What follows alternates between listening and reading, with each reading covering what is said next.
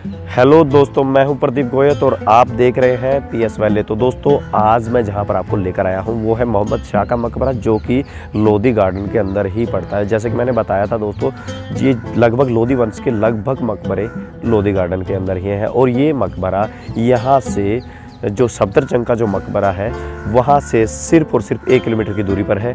और इसके पास में जो मेट्रो स्टेशन लगता है वो है जोरबाग। तो चलिए और भी बहुत सारी अच्छी बातें इसके बारे में जानते हैं। चलिए स्टार्ट करते हैं। मोहम्मद शाह का मकबरा, जी हाँ दोस्तों, जो कि दिल्ली के अंदर लोधी गार्डन में स्थित है। लेकिन दोस्तों, इसकी बनावट के बारे में जानने से पहले हम थोड़ा इसके इतिहास की तरफ चलते हैं। दोस्तों, मोहम्मद शाह सैयद वंश के शासक थे। यह शासन तुगलक वंश के बाद दिल्ली पर स्थापित हुआ था और यह शासन 1414 से लेकर 1451 तक दिल्ली पर रहा। लेकिन दोस्तों, ये भी सच है कि सैयद वंश का अंत भी मोहम्मद शाह के शासनकाल के दौरान ही होना शुरू हो गया था। बात उस समय की है जब मोहम्मद खिलजी ने मोहम्मद शाह के शासनकाल के दौरान आक्रमण करना शुरू कर दिया और उससे घबराकर उन्होंने बहलोल लोधी से मदद मांगी और बहलोल लोधी ने उनकी मदद की। और इस प्रकार जब खिलजी से उनका पीछा छूटा तो उस समय मोहम्मद शाह ने खुश होकर बहलोल लोधी को पुत्र का दर्जा दे दिया, उन्हें पुत्र कहकर पुकारा और उन्हें पंजाब की तरफ अपना शासन स्थापित करने के लिए मौका दिया। लेकिन बहलोल लोधी यहीं पर शांत नहीं हुआ। इस चीज़ का फ़ायदा उठाकर उसने दिल्ली पर आक्रमण शुरू कर दिया, लेकिन वो कई बार असफल हुआ। लेकिन बाद में उसे सफलता मिली और इसके बाद लोधी वंश का शासन स्थापित हो गया। और अब हम जानते हैं इसकी बनावट के बारे में। इसके अंदर जितने भी पत्थर लगाए गए हैं सभी के सभी पत्थर पहले तो तराशे हुए हैं, और दूसरा यहाँ पर ये लाल बालूनुमा पत्थर जो ये आप देख पा रहे हैं, यही सेम पत्थर पूरे लाल किले के अंदर लगा है। और अनगढ़ पत्थर इसमें कोई भी नहीं है। हाँ, बीच में छोटा मोटा जो डाला गया है वो बाद में डाला गया है, पहले नहीं डाला गया है। तो और बाकी जो मैंने बोला था, इसके अंदर सीमेंट का इस्तेमाल कभी नहीं होता था, चूने का इस्तेमाल होता था। तो इसके अंदर जितने भी यहाँ पर इस्तेमाल किया गया है वो चूने का इस्तेमाल किया गया है। मोहम्मद शाह का मकबरा वर्तमान में लोधी गार्डन के रूप में जाना जाता है।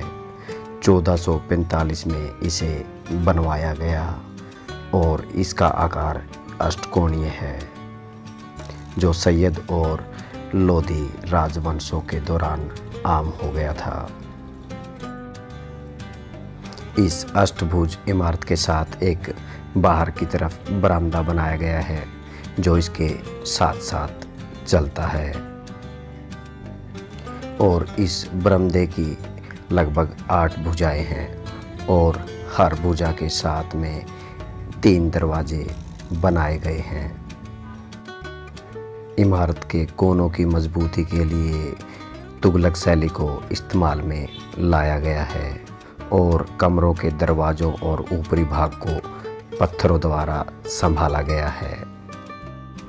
और कालांतर में मस्जिद का रूप देने के लिए कमरे के पश्चिम द्वार को दीवार से पूरी तरह से बंद किया गया है। छत के बरामदे पर प्रत्येक भुजा के ऊपर एक छतरी को बनाया गया है। कुल मिलाकर हर कोने पर 8 छतरियां बनाई गई हैं और इनके बीच में एक शानदार गुंबद बनाया गया है और उसके ऊपर एक गुलदस्ते जैसा फूल बनाया गया है। और इस बरामदे के अंदर ही बहुत ही सुंदर कलाकृति को दर्शाया गया है। इसी के अंदर पत्थरों को खोदकर यहाँ पर कलाकृतियाँ बनाई गई हैं। और मोहम्मद शाह की कब्र के साथ साथ यहाँ पर और भी बहुत सारी कब्रें बनाई गई हैं, लेकिन उनकी सही पहचान न होने के कारण उनका नाम यहाँ पर अंकित नहीं किया गया है। और इसी प्रकार इस मकबरे के बाद सैयद वंश की कोई भी इमारत बाद में दिखाई नहीं दी।